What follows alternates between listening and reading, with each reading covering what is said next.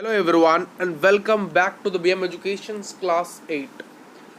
आज हम करेंगे इंडियन कॉन्स्टिट्यूशन पूरा चैप्टर पॉलिटिकल साइंस से आपके किलर बैच 2022 और 23 में।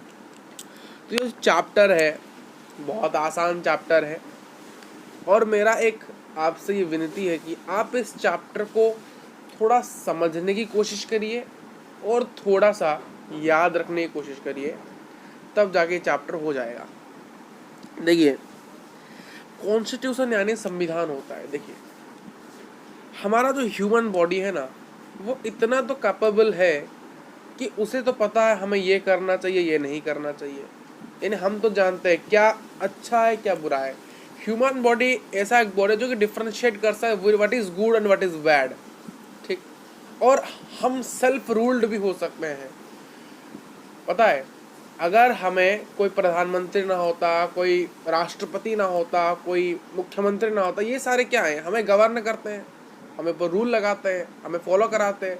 बट ह्यूमन बॉडी इतनी कैपेबल है कि वो जो चाहे वो खुद कर सकती है। जैसे कि आप बचपन में स्कूल जाते थे, आपके टीचर ने होमवर्क दे दिया, ठीक, आप उसको होमवर्क करके लाते हो। यानी बचपन से क्या हो रहा है ना, हमें किसी ने सेल्फ रूल्ड की तरह नहीं डाला, हमें सिर्फ रूल्ड के अंदर डाल दिया। यानी खुद से ही खुद को रूल करना आज तक हमने नहीं सीखा है। उसी प्रकार का नतीजा यही है। मान लो आप कोई यूट्यूब में कोई एजुकेशन चैनल को फॉलो करते हो, ठीक, आप उसने वीडियो डाले, आप वो वीडियो को जाकर देख रहे हो 3 महीने के बाद। क्यों?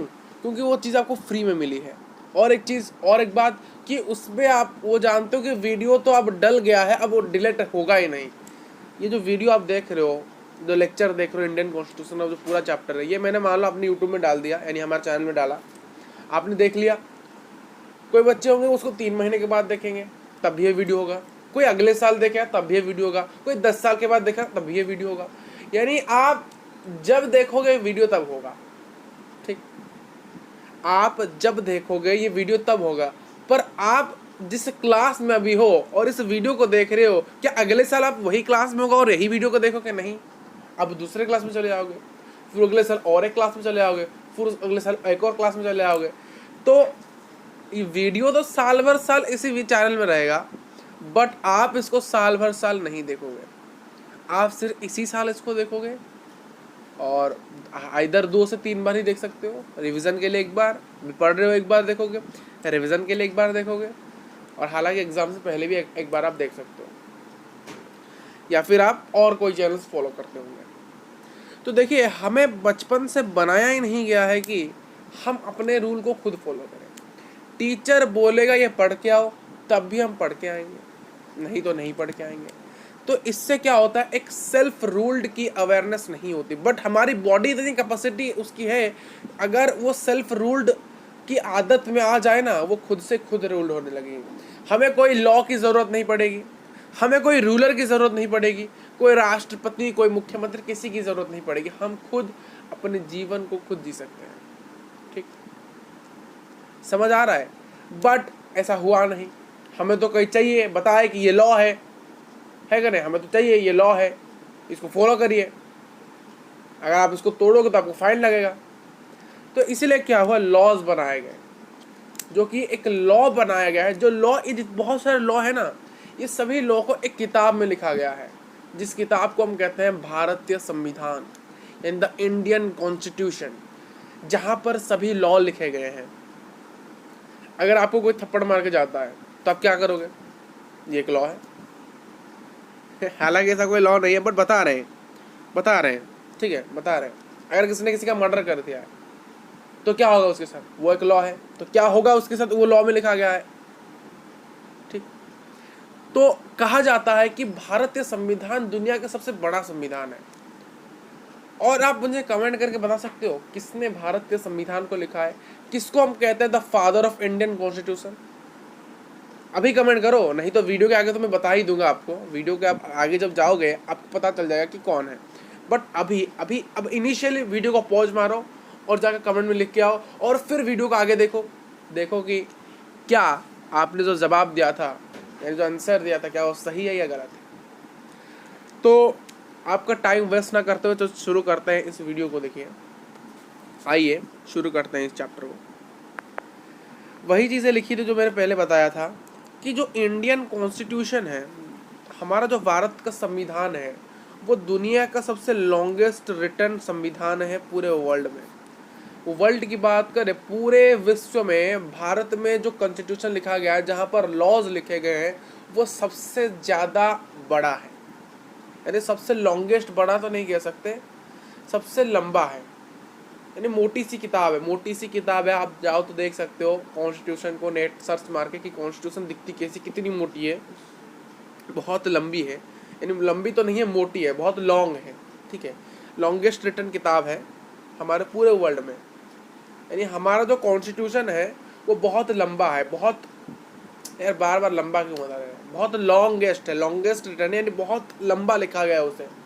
ठीक, यानी बहुत पेजेस है वो, बहुत नंबर ऑफ पेजेस उसके ज़्यादा है, और पूरे विश्व में सबसे लॉन्गेस्ट है, लॉन्गेस्ट रिटन है। आप ये मत लिखना कि हमारा जो भारत है कॉन्स्टिट्यूशन सबसे लॉन्गेस्ट है या फिर सबसे लार्जेस्ट, ये लिखोगे तो मार्क डेफिनेटली कटेंगे। तो आपको क्या लिखना है कि Indian constitution is longest written लिखना है। आपको लॉन्गेस्ट वर्ड के साथ रिटन लिखना है, इसीलिए मैंने लॉन्गेस्ट रिटन को हाईलाइटेड किया है यहाँ पर। नहीं तो बहुत बच्चे लिखेंगे सर हमारा कॉन्स्टिट्यूशन बहुत लार्ज है, बहुत लॉन्ग है। लार्ज यानी कुछ अलग दिखाता है, यानी मीनिंग चेंज होती है ना। लार्ज लिखोगे तो अलग मीनिंग दिखाएगा, लॉन्ग लिखोगे तो अलग मीनिंग दिखाएगा, लॉन्गेस्ट रिटन लिखोगे तो अलग मीनिंग दिखाएगा। तो मैं प्रीफर करता हूँ आप लिखोगे लॉन्गेस्ट रिटन एग्जाम में। It is a set of rules which the government rules over a country. इसमें बहुत सारे रूल्स लिखे गए हैं, मैंने कहा था कि इसमें बहुत सारे रूल्स लिखे गए हैं जिसके बेसिस पर जो सरकार बनती है, सेंटर में हो, यानी जो पूरे इंडिया को चलाती है एक सरकार। आपको पता होगा आपके स्टेट में अलग सरकार होगी, पता है कि नहीं। जो सेंटर में जो सरकार है वो बीजेपी की है, भारतीय जनता पार्टी। आपके स्टेट, अलग अलग स्टेट में अलग अलग राज्य में, जैसे कि ओडिशा की बात करो तो बीजेडी, और वेस्ट बंगाल की बात करें तो एटीसी, ऑल तृणमूल कांग्रेस। तो वही तमिलनाडु या फिर आंध्र प्रदेश की बात करें हम तो डीएमके चलता है। दिल्ली की बात करें तो ए आप आम आदमी पार्टी चलता है। ठीक, तो ये चीज़ें हैं, यानी कहा जाता है कि इस बेसिस पर ही आपको रूल किया जा रहा है। किस बेसिस, अब कभी कभी बहुत लोग बोलते सर ये क्या नेता लोग हमें अपने मन मर्जी से रूल करते हैं क्या, यानी अपने आप ही हमारे ऊपर लागू लगा लेते हैं कुछ चीज़ें। नहीं, वो जो भी आपके ऊपर लगाएंगे वो उसी कॉन्स्टिट्यूशन, उसी संविधान के बेसिस पर लगाएंगे, याद रखिएगा। और उस संविधान के बेसिस पर क्यों लगाएंगे, क्योंकि उस संविधान में बहुत सारे सेट ऑफ रूल्स लिखे गए हैं एंड रेगुलेशंस लिखे गए हैं, जिसके बेसिस पर वो आपको गवर्न करेंगे, उसके बेसिस पर वो आपके ऊपर रूल लगाएंगे, उसके बेसिस पर वो आपको एक डायरेक्शन दिखाएंगे, हाँ इस और चलिए। हमारा बॉडी ही वैसा है, हमारी थॉटनेस ही ऐसी है कि हमें कोई डायरेक्शन दिखाए। ठीक, हम खुद से डायरेक्शन निकाल सकते हैं। We are capable to find your own direction, but we are not finding your own direction. Because why, because we are not in the process. हमने कोई भी उसको, उस प्रोसेस में हम आए ही नहीं, कभी वो प्रोसेस को जाना ही नहीं, इसीलिए हम नहीं है। इसीलिए लॉज हैं, उस लॉज के बेसिस पर हमें फॉलो करना पड़ता है। ठीक, क्योंकि हमें तो लॉज हम इतने याद नहीं रख सकते, तो कोई तो याद रख के उसको बताए कि ये फॉलो करिए। ठीक, it is a supreme law of land, यानी कोई भी अगर केस होता है, मर्डर केस हो या फिर फैमिली केस हो, family case, criminal case, civil case, बहुत सारे केसेस होती हैं, कोई भी केस हो, तो उस केस में किसको निर्दोष कहना चाहिए और किसको दंडित करना चाहिए, वो किसके बेसिस पर होता है, कॉन्स्टिट्यूशन के लॉज के बेसिस पर होता है। अगर किसी ने किसका मर्डर किया तो उसके साथ क्या होगा, अगर किसी ने किसी के साथ विवाद किया तो उसका क्या होगा, किसी ने किसी को धमकी दी तो क्या होगा। तो ये जो सुप्रीम लॉ है, यानी सभी का जो डिसीजन लिया जाएगा वो एक संविधान के बेसिस पर लिया जाएगा। तो इसीलिए अगर क्वेश्चन पूछा हमने कॉन्स्टिट्यूशन को सुप्रीम लॉ ऑफ लैंड क्यों कहते हैं, क्योंकि अगर कोई, आप लिखोगे कि अगर कोई दंडित है या फिर निर्दोष है, उसको किस बेसिस पे निर्दोष किया जाएगा और किस बेसिस पे उसको दंडित किया जाएगा, वो हमारे संविधान के बेसिस पर लिखा गया है। अगर किसी ने किसी का मर्डर किया है तो उसको क्या किया जाएगा, अगर किसी के साथ विवाद किया तो उसका क्या किया जाएगा। तो उसके बेसिस पर, यानी उस संविधान के बेसिस पर इन लोगों को क्या करा जाएगा वो हमारे संविधान में लिखा है। तो उसके बेसिस पर हम इसको रिहा करेंगे, उसके बेसिस पर इसको पनिश करेंगे। तो इसीलिए हम कहते हैं कि हमारा वो संविधान है वो सुप्रीम लॉ ऑफ लैंड है। क्या है? सुप्रीम लॉ ऑफ लैंड है। देखिए, इट्स इफेक्ट ऑन 26 जनवरी 1950, यानी हमारा जो कॉन्स्टिट्यूशन वो बन के रेडी हो गया था 26 जनवरी 1950 में।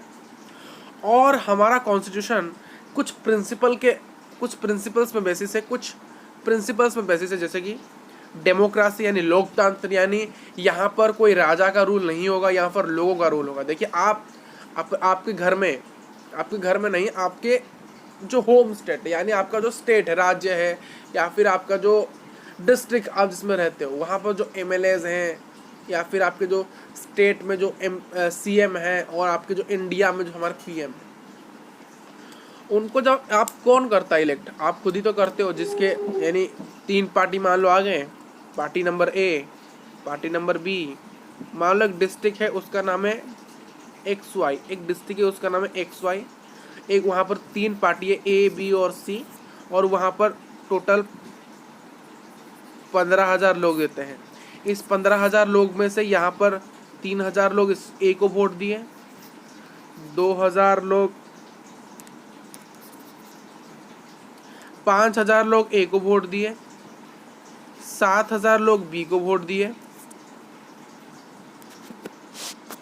3,000 लोग C को फॉलो दिए। तो किस वोट दिए? तो किसका सबसे ज़्यादा नंबर ऑफ वोट है, किसको ज़्यादा लोगों ने सपोर्ट किया? तो B को। तो B को 7,000 लोगों ने सपोर्ट किया है, तो क्या होगा? तो B क्या करेगी? डिस्ट्रिक्ट XY में रूल लगाएगी अपनी कॉन्स्टिट्यूशन के बेसिस पर। ठीक, इसको हम कहते हैं डो डेमोक्रेसी। यहाँ पे लोग जिसको सबसे ज़्यादा, जिस पार्टी को वोट देंगे या फिर सपोर्ट करेंगे वोट देके, वही पार्टी उस डिस्ट्रिक्ट में या फिर उस स्टेट में, उस कंट्री में रूल करेगी। That's it, that's simple thing. Socialism, secularism. ये सोशलिज्म क्या होता है? समाजवादी, एक समाज को लेके चलिए, यानी जहाँ पर भी रहे एक समाज की तरह रहिए। सेकुलरिज्म क्या होता है? सेकुलरिज्म का बेसिस है कि सभी कास्ट, जितने सारे जाति, जितने सारे धर्म, सभी समान हैं। No one can discriminate on the basis of caste, creed, gender और रेसेस। कोई कलर के बेसिस पर डिस्क्रिमिनेशन नहीं कर सकता है, कोई जाति के बेसिस पर कलर डिस्क्रिमिनेट नहीं कर सकता है, कोई क्रिएट नहीं कर सकता, because we all are human beings. आप किसी को भी डिफ्रेंशिएट नहीं करिए, डिस्क्रिमिनेट नहीं करिए, क्योंकि हम सभी ह्यूमन्स हैं और हम सभी का ब्लड सेम है। क्योंकि गॉड ने तो ना डिफ्रेंशिएट किया है बनाने समय, तो आप क्यों करें?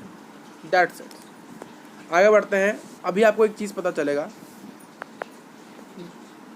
जिसका प्रश्न मैंने आपको वीडियो की शुरुआत में पूछा था, who is the father of Indian constitution. अगर आपको इसका आंसर पता चल गया तो बढ़िया, अगर नहीं बताया तो आप देख लो। डॉक्टर BR अम्बेडकर, जिन्होंने क्या किया है, जिनको बनाया गया था हमारे कॉन्स्टिट्यूशन का ड्राफ्ट कमेटी एक बनाया गया था, उसके चेयरमैन ये थे। तो इनको ही श्रेय जाता है हमारे भारतीय संविधान को लिखने का। ठीक, तो इसीलिए हम इनको कहते हैं the father of Indian constitution. ये 1 मार्कर क्वेश्चन पूछा जाता है एग्जाम में, 1 मार्कर क्वेश्चन या फिर 2 मार्कर क्वेश्चन में पूछा जाता है कि who is the father of Indian constitution and what is her name, sorry, writes about it's education qualification. आप कुछ भी पूछ सकता है, यानी 2 क्वेश्चन पूछ सकता है, A बिट और B बिट में, या फिर MCQ में इसको पूछा जा सकता है। MCQ में इसको पूछा जाता है, MCQ या फिर 1 मार्कर या फिर 2 मार्कर में क्वेश्चन आता है कि कौन है भारत के इंडियन कॉन्स्टिट्यूशन के फादर। यहाँ पर एक सवाल आता है, why does the country need a constitution. ये एक बहुत इंपॉर्टेंट क्वेश्चन है। ये एग्जाम में आता है 3 मार्क का, ये एग्जाम में आता है 3 मार्क का क्वेश्चन। तो आपको 3 से 5 पॉइंट लिखने पड़ेंगे, उससे ज़्यादा नहीं लिखना है। 3 मिनिमम है, मैक्सिमम 5 लिख सकते हैं। देखिए, एक कंट्री को क्यों कॉन्स्टिट्यूशन चाहिए। देखिए, आपको एक फैक्ट बताया जाएगा, यहाँ पर एक फैक्ट याद रखिए। वर्ल्ड में वर्ल्ड में जितने भी सारी वर्ल्ड में जितनी भी सारी डेमोक्रेटिक कंट्रीज हैं, जितनी भी सारी डेमोक्रेटिक कंट्रीज हैं, उनके पास अपना कॉन्स्टिट्यूशन है।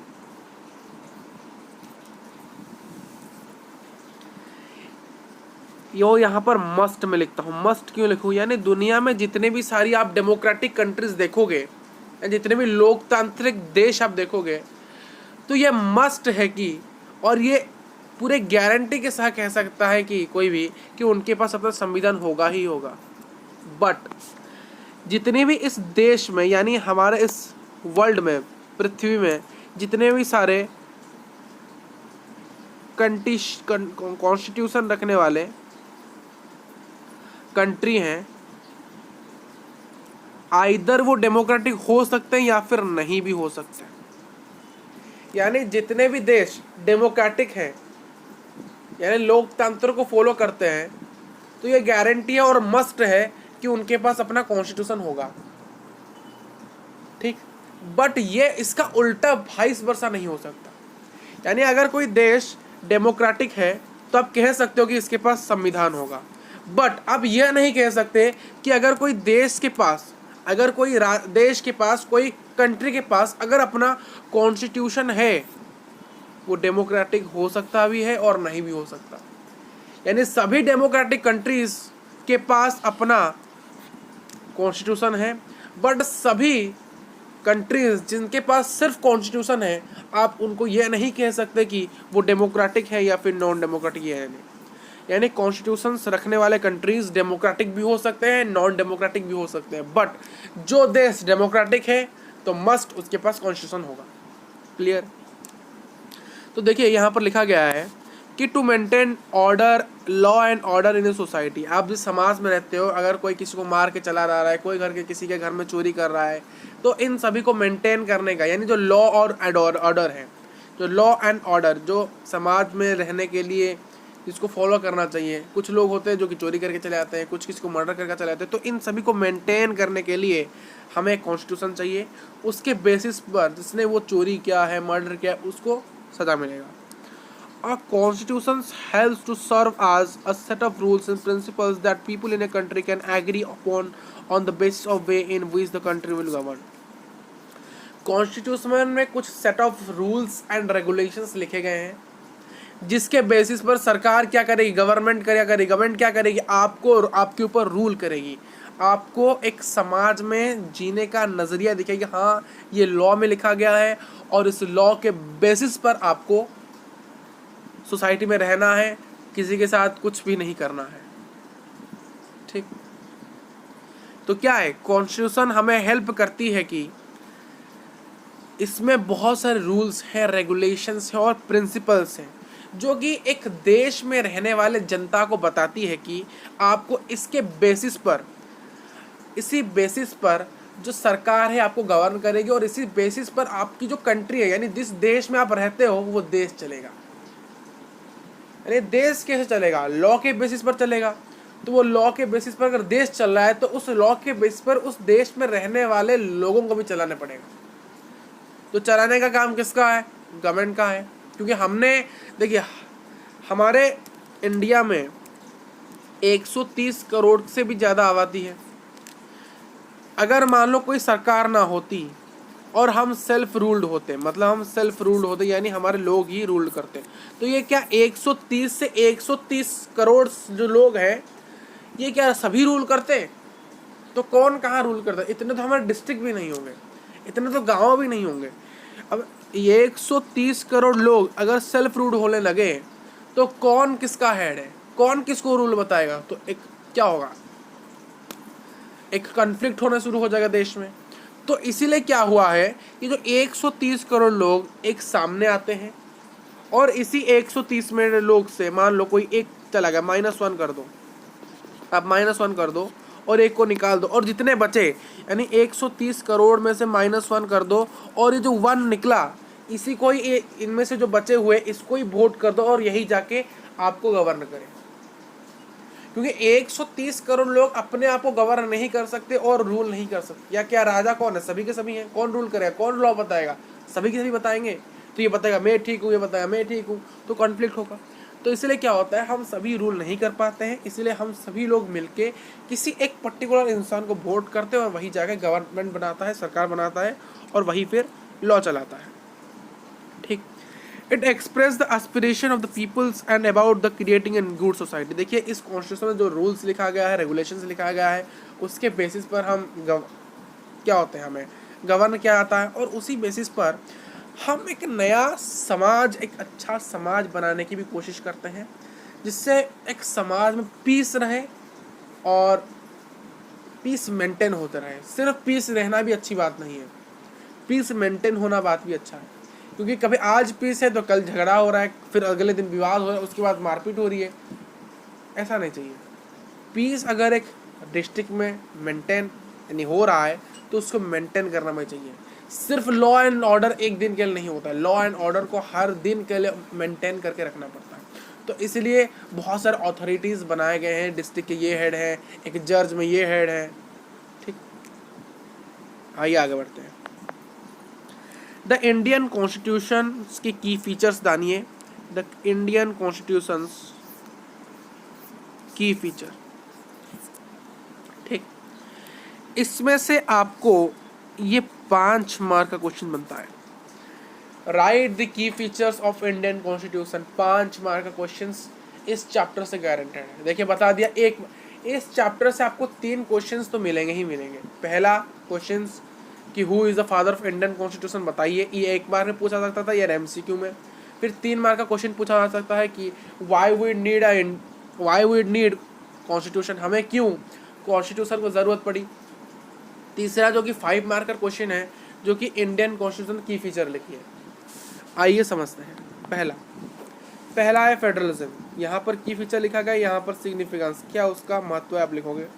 आपको सिर्फ एग्जाम में इसको ऐसे लिखना नहीं आ रहा है, आपको इसको लिखना है और यहाँ से कुछ पॉइंट्स को एक्सप्लेन करना है, फिर इसको लिखना है, फिर यहाँ से एक्सप्लेन करना है, फिर इसको लिखना है, एक्सप्लेन करना है, फिर लिखना है, एक्सप्लेन करना है, बस दैट सिंपल। तो देखिए फेडरलिज्म क्या है। फेडरलिज्म क्या है? It is important because the country like India, ये इम्पोर्टेंट क्यों है? क्योंकि हमारा India, there are peoples are living at different levels and only one level of government can not govern them.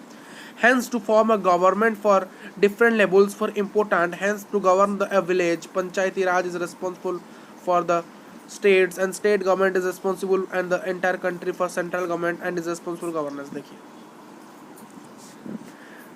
इसको मैंने पढ़ा और आपको सिंपली समझा दूंगा। फेडरलिज्म क्या है? फेडरलिज्म को समझिए थोड़ा सा। फेडरलिज्म क्या है? फेडरलिज्म यानी इंडिया की ही बात उसने की, यहाँ पर इंडिया की बात। देखिए इंडिया एक क्या है? एक कंट्री है।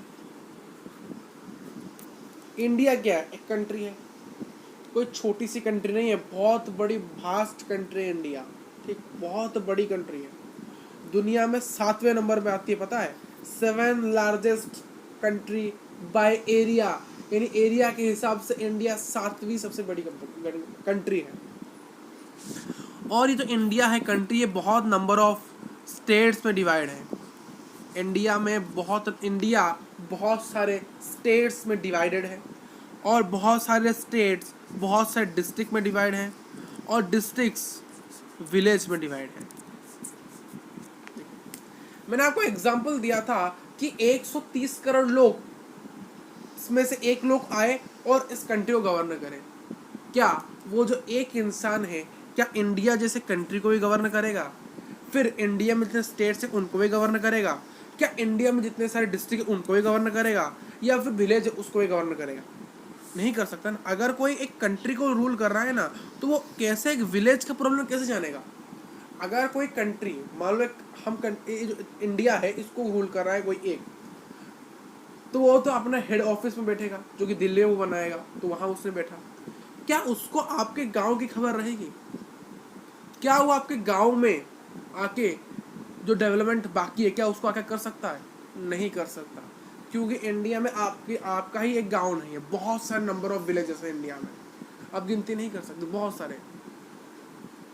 और वैसे डिस्ट्रिक्ट करीबन 1000 के आसपास डिस्ट्रिक्ट हैं। स्टेट्स 28 स्टेट हैं और एक कंट्री है। कंट्री 28 स्टेट्स है, फिर यूनियन टेरिटोरीज भी हैं, फिर डिस्ट्रिक्ट्स भी हैं, फिर बहुत सारे विलेजेस हैं। तो अगर कोई सेंटर में बैठा है, यानी पूरे एंटायर कंट्री के लिए हमें एक चाहिए, यानी पूरे कंट्री को रूल करने के लिए हमें एक चाहिए, स्टेट्स को रूल करने के लिए हमें एक चाहिए, डिस्ट्रिक्ट को रूल करने के लिए हमें एक चाहिए, और विलेज को रूल करने के लिए हमें चाहिए। तो हमने क्या किया है, डिवाइड किया है 3 तरीके से। हमने एक चीज़ को कहा कि फेडरलिज्म को हमने 3 प्रकार से ये किया है। पहला है एंटायर कंट्री, दूसरा स्टेट्स, तीसरा विलेज। तो इतना इंडिया जो इतनी बड़ी वास्ट कंट्री है, तो इसको अगर कोई गवर्न एक ही इंसान करेगा, वो सिर्फ एक ही पर्टिकुलर जगह गवर्न करे। अगर किसी को हमने किसी एक गांव को दिया, तो सिर्फ वो उसी गांव को ही लॉ एंड ऑर्डर को मेंटेन कर पाएगा और दूसरे गांव को नहीं कर पाएगा। तो इसीलिए क्या किया गया है कि पूरे कंट्री को गवर्न करने के लिए एक गवर्नमेंट बनाई गई, जिसको कहा जाता है सेंट्रल गवर्नमेंट, यानी पूरे देश को जो गवर्न करेगी, पूरे देश की जो सरकार बनाएगी, वो है सेंट्रल गवर्नमेंट। एक स्टेट में जो सरकार बनाती है उसको हम कहेंगे स्टेट गवर्नमेंट, यानी एक स्टेट में क्या चल रहा है क्या नहीं चल रहा है, उसका जो रिस्पॉन्सिबिलिटी है वो दिया गया है स्टेट गवर्नमेंट को। दिल्ली की अपनी स्टेट सरकार, मिजोरम उसकी अपनी स्टेट सरकार, त्रिपुरा उसकी अपनी स्टेट सरकार, पूरे इंडिया की अपनी एक सरकार। वैसे जितनी सारी डिस्ट्रिक्ट्स हैं, इस डिस्ट्रिक्ट्स में लॉ एंड ऑर्डर को मेंटेन करने के लिए, इसमें डेवलपमेंट करने के लिए बनाया गया है एक सिस्टम जिसको कहते हैं पीआरएस क्या है, पंचायती राज सिस्टम कहा जाता है।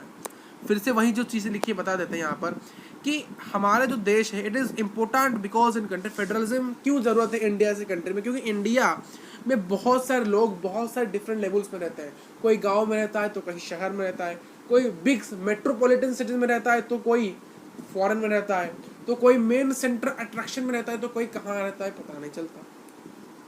तो इंडिया में बहुत सारे लोग बहुत अलग अलग लेवल्स में रहते हैं।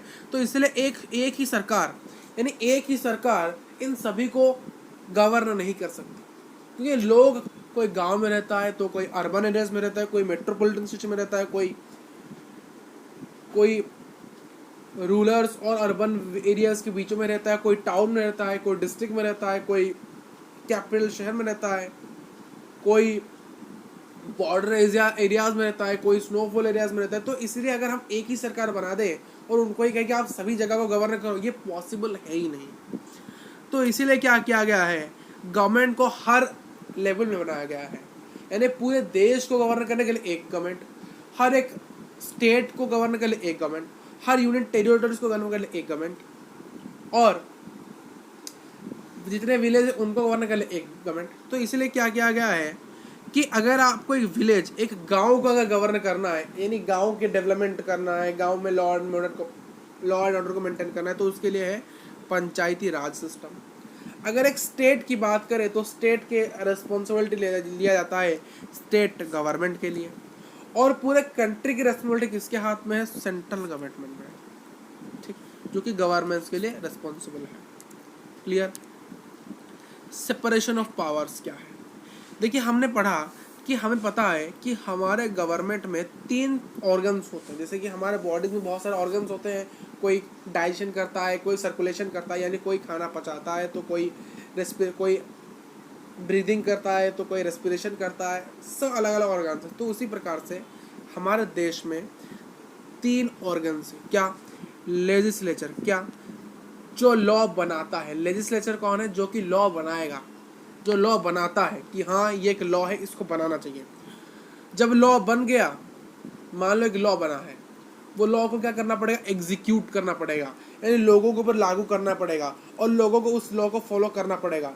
तो उसको फॉलो कराना है उस लॉ को, तो वो कराने का जो रिस्पॉन्सिबिलिटी वो जाता है एग्जीक्यूटिव के पास। और अगर देखिए मैंने जैसे कहा था, सिर्फ पीस होने से ज़रूरत नहीं है, सिर्फ किसी जगह पे शांति होना ज़रूरत नहीं है, उस शांति को मेंटेन करना भी ज़रूरत है। तो वो जो शांति, यानी जो लॉ बनाया गया था, उस लॉ को एग्जीक्यूट तो किया गया, उस लॉ को एग्जीक्यूट करने का फिर लोग अगले दिन नहीं मान रहे, फिर उसके 1 साल बाद फिर उसको लोग उसको क्या कर रहे, सपोर्ट नहीं कर रहे उस लॉ को। तो इसलिए क्या किया गया है, उस लॉ को मेंटेन करने का जो रिस्पॉन्सिबिलिटी वो जुडिशरी को दिया गया है। एग्जाम्पल, एक लॉ बनाया गया है मर्डर केस को लेकर, मर्डर केस को लेकर एक लॉ बनाया गया है जिसमें कहा गया है जिस जो मर्डर करेगा उसको, एक और एग्जांपल लेते हैं, एक और एग्जांपल, ये एग्जांपल समझ नहीं आएगा। अगर आप helmet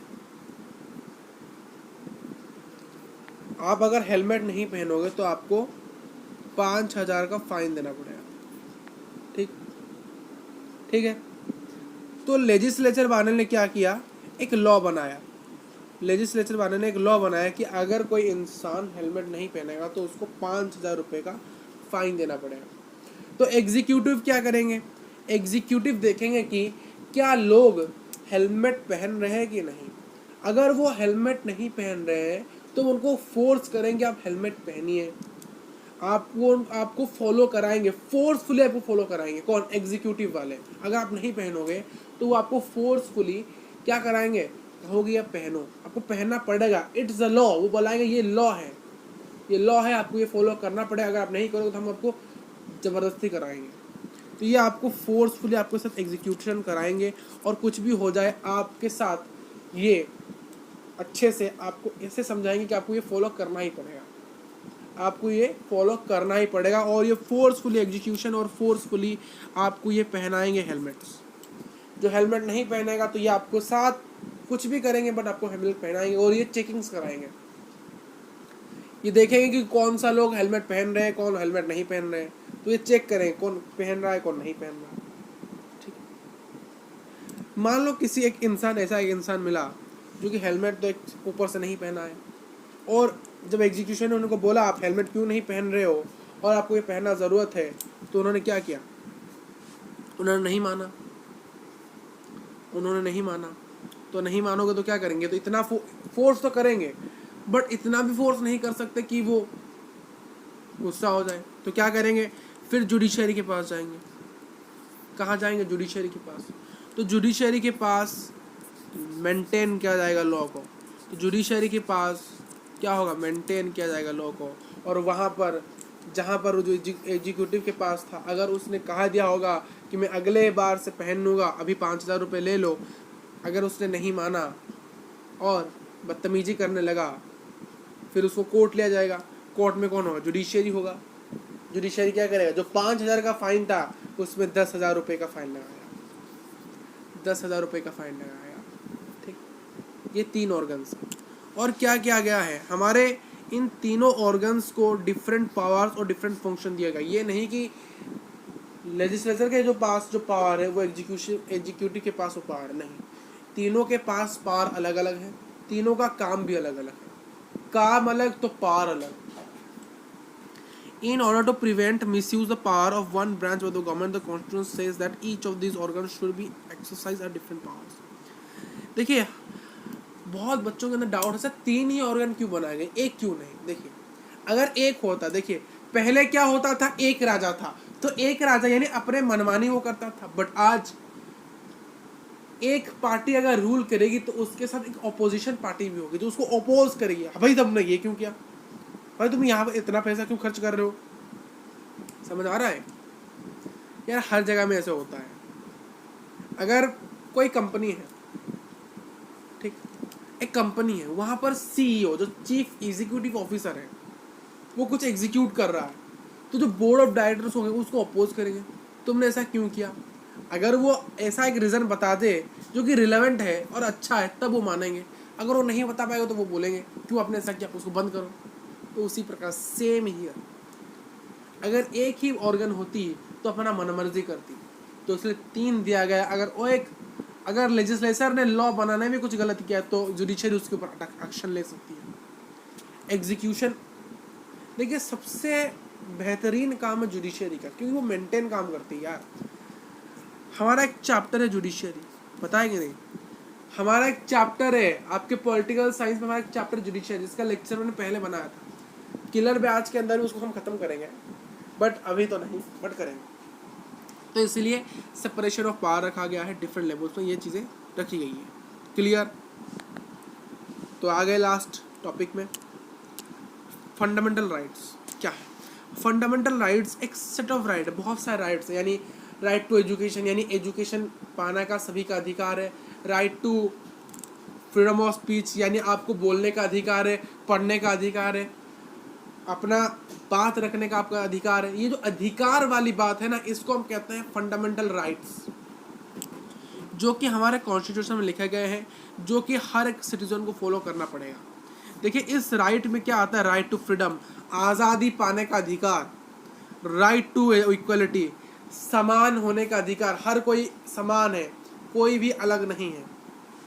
right appoint against exploitation, हम क्या करते हैं, पेड़ काटते लगते हैं, एक्सप्लॉइट करते रहते हैं हमारे नेचुरल रिसोर्सेज को। तो अगर कोई एक्सप्लॉइटेशन कर रहा है तो हमारा ये अधिकार है कि हम एक्सप्लॉइटेशन के को रोक सकें और उसके ऊपर केस लगा सकें।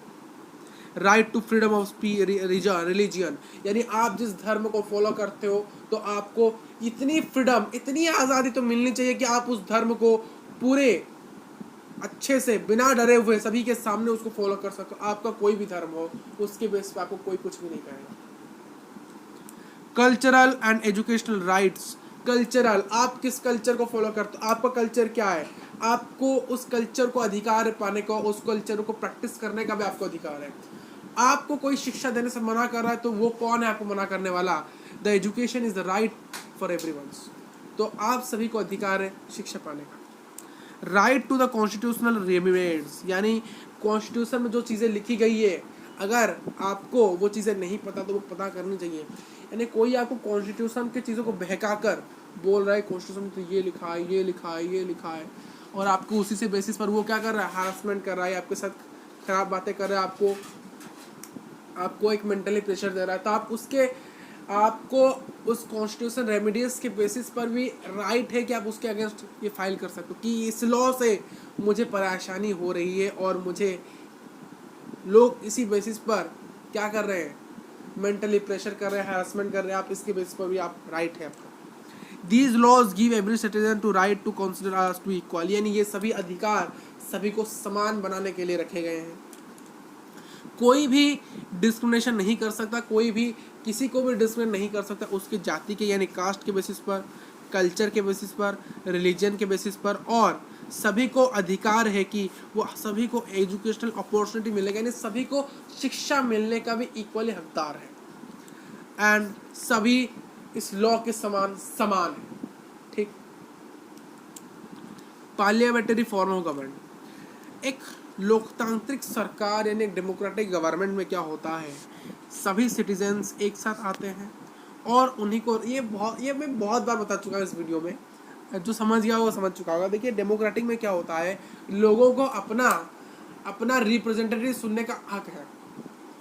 आपके स्टेट में सीएम कौन बनेगा, आप जिसको वोट करोगे वो बनेगा, ये नहीं आप जिसको वोट करोगे वो बनेगा, जिसको सबसे ज्यादा नंबर ऑफ वोट्स मिलेगा वही बनेगा। तो ये एक प्रकार से लोग ही डिसाइड कर रहे हैं कि कौन हमारा सीएम होगा, कौन हमारा पीएम होगा, कौन हमारा एमएलए होगा, कौन हमारा सरपंच होगा।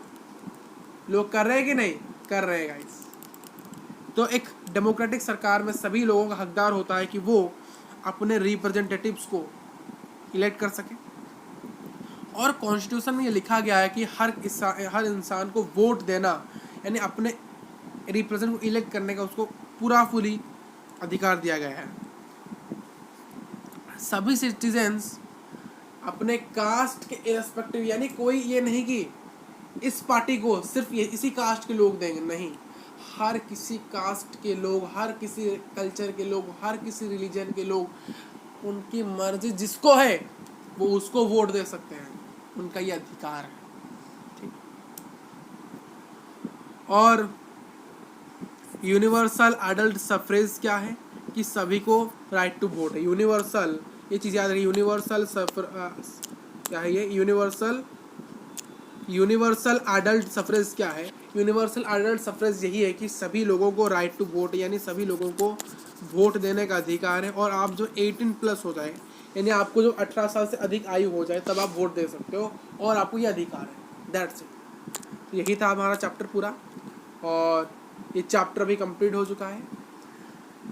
मिलेंगे नेक्स्ट वीडियो के अंदर, तब तक रहते हैं। Thank you for watching this video. और आपने आई होप कि इस वीडियो के साथ साथ इसके नोट्स बना लिए होंगे, या फिर स्क्रीनशॉट ले सकते हो इन वीडियोस के। आप वीडियो को पॉज करके जहाँ जहाँ चीज़ें लिखी है आप उसको स्क्रीनशॉट भी ले सकते हो। आप ले सकते हो, स्क्रीनशॉट ले जाइए पॉज मार के।